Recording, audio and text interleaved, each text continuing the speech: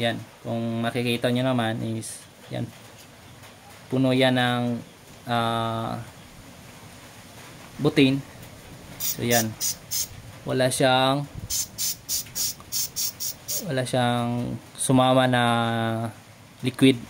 Ito yung parang tubig niya.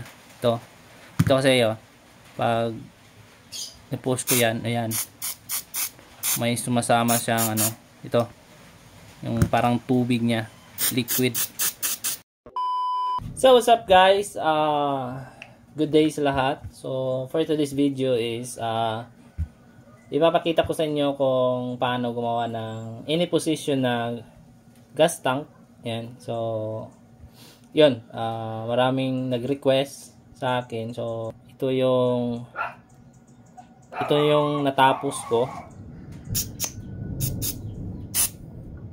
Ay, hindi pala ito. Ito pala yung ito yung walang, hindi ini position. So ayan. So kailangan nakataas lang yung niya. Pag ganyan kasi is yan, may sumama na siyang yung liquid niya. Yung gas niya is may kasama ng liquid. Ito yung parang tubig niya. Yan. Yan. Ito naman is yung yan. Walang sumama, di ba? Walang sumamang yan, yung parang tubig niya, yung liquid niya. So ngayon, ipapakita ko sa inyo kung paano ko to ginawa yung sa ilalim niya. So ito yung may nagawa na kasi ako dito eh. Ito 'yan.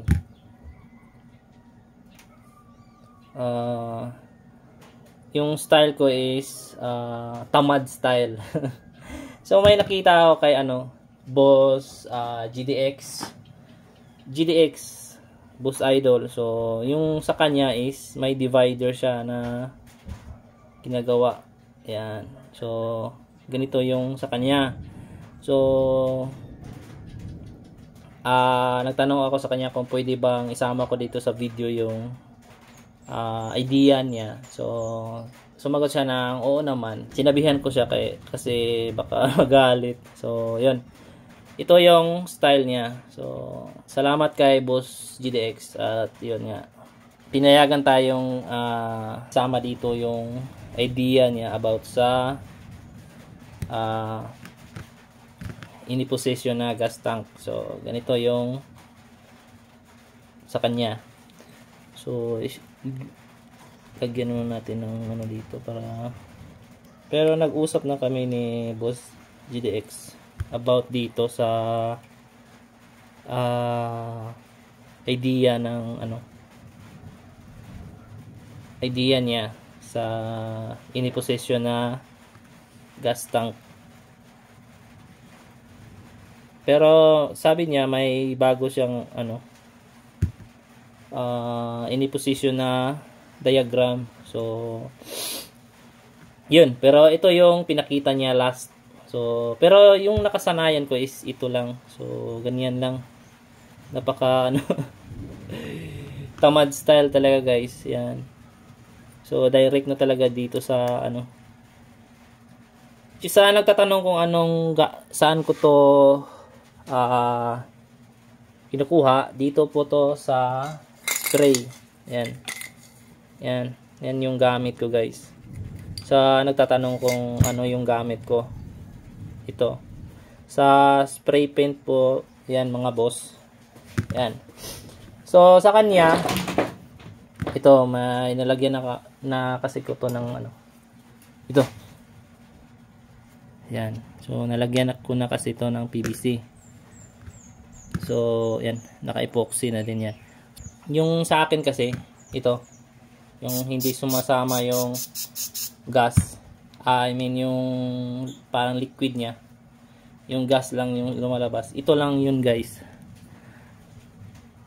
So kailangan nasa gitna talaga yung ito, kasi pag napasobra kayo ng haba dito, may posibilidad na hanggang maabot ito ng yung parang niya, parang tubig. So yan, mapasobra kayo ng load. Kaya minsan hanggang dito, example, nandito yung position. Hanggang yung ano kasi, yung ito, hanggang dito yung kapal niya kasi may epoxy patas yung ito. Diyan. Nilagyan ko pa kasi niya ng epoxy tapos yung PVC flat para ano. Tapos bago lagyan ulit natin ng epoxy dito. Yung sa akin kasi, yan, dito yung hanggang dito yung epoxy. Yan. Tapos ito naman is hanggang dito. So nasa gitna talaga siya, guys, dito. So para hindi siya malunod. O pag napasobra kasi tayo ng load dito, karga ng gas, yung gas is hanggang dito or maapaw hanggang dito. So yan, malulunod yun. Kaya kahit ganyan mo pa, may lalabas pa rin yung ano niya, parang tubig ito.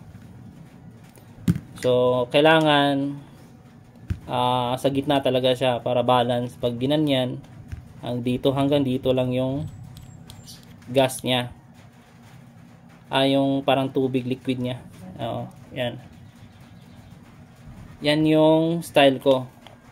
Sa pag ano naman, pag install dito, para mas kumapit yung epoxy niya, kailangan gasgasan nyo yung gilid nito. Yan, gagasgasan nyo yan.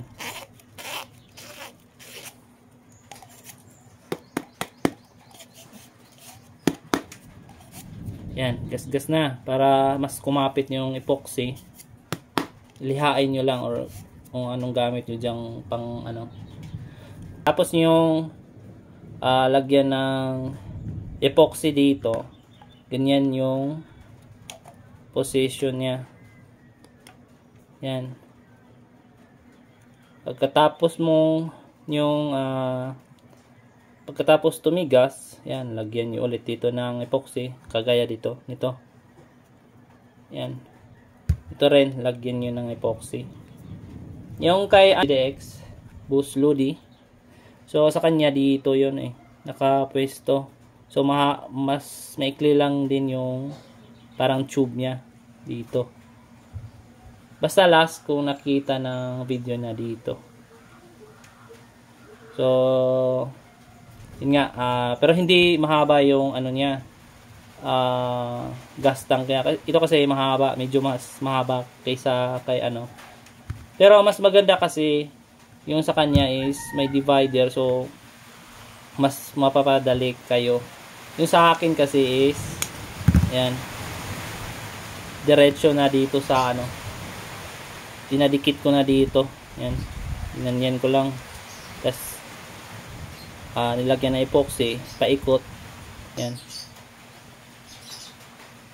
So lalagyan muna natin dito ng epoxy. So may na-mix na tayo dito epoxy. Ganun pa rin dito. Gagasgasan nyo, tapos yung gasgasan, lagyan yung epoxy dito. Yan.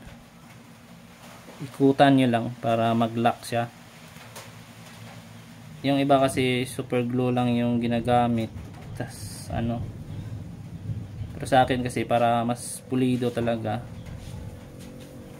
di natin maiiwasan kasi baka sumabog or di kaya yan. Yan, paikot lang kasi ito yung maglalak dito, guys, dito. Ayan. So pasok nyo lang dito, pero dito naman is same pa rin dito. Ayan, lalagyan mo lang ng stopper nya, yung PVC, ganyan, ganun pa rin dito. Ayan.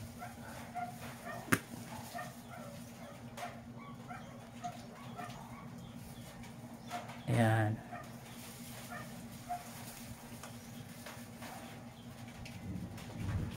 Kailangan straight talaga yung parang ano nya sa dulo, parang pin nya.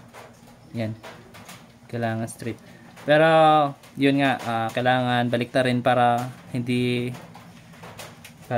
yung epoxy is lapat talaga dito sa may ano niya dito. Yan. So maraming nagtatanong kasi kung ano yung gamit kong pandikit pag gumagawa ng gas bottle. So ito yung gamit ko guys. Epoxy, tapos finishingan ko na lang ng super glue. So aantayin natin yan dumikit, tas para ma-continue na natin yung lalagyan natin dito ng epoxy. So yun lang guys, kung paano ko ginawa yun. So yan, kung makikita nyo naman is yan, puno yan ng butin. So yan, wala siyang sumama na liquid. Ito yung parang tubig niya. Ito kasi pag i-post ko yan, ayan, may sumasama siyang ano, ito yung parang tubig niya, liquid. Ito naman is gas lang talaga. Yan, gas lang. Yun lang guys. At yung kay GDX, Boost GDX, so plano din siyang gagawa ng YouTube channel. So alam mo na boss, support ako dyan. So ito yung sa kanya, may divider siya, ganyan, pero medyo maiksi lang yung tube niya dito. Yan. So pero may bago daw siyang design dito. So paano gawin? So parang gagawa siya ng ilang dividers. So sa akin kasi yung sa akin kasi is tamad style yun eh. So pero mas maganda din naman yung kay kay Boss GDX kasi yun nga, may divider, tapos depende na din sa inyo kung ano yung gusto niyo gayahin. So yung ganito ba, o shoutout kay Boss GDX. So nasa sa inyo guys kung ano yung gusto niyo gayahin. Yung sa akin ba na tamad style, yung didikit ko lang dito direct, or ganito ba yung design niya. So nasa sa inyo guys. So yun lang guys, thank you.